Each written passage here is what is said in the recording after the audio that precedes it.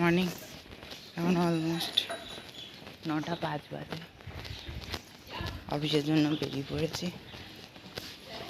সকালবেলা ফ্রেশ হয়ে ব্রেকফাস্টে ভাত আর সয়াবিনের তরকারি খেয়েছি, টিফিনেও তাই নিয়েছি।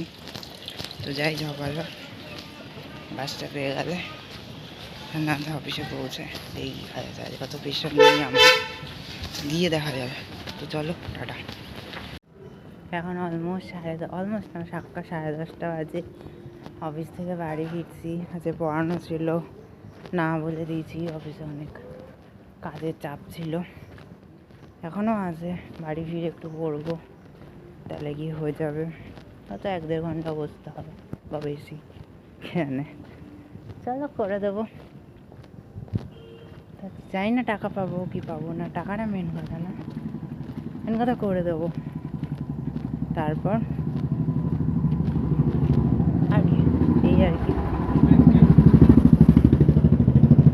যদি তাতে বসের ইচ্ছা মতন পূরণ হয়ে যাবে, আর আমারও কোনো না কোনো দিক দিয়ে ইচ্ছা পূরণ হয়তো হবে, নাও হতে পারে। তাতে কী দেবে, আমি তো করে দেব।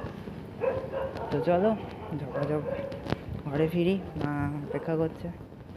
খাবো, চান টান করে খেয়ে শুয়ে পড়বো, না খেয়ে কাজ করবো, তারপর শোবো।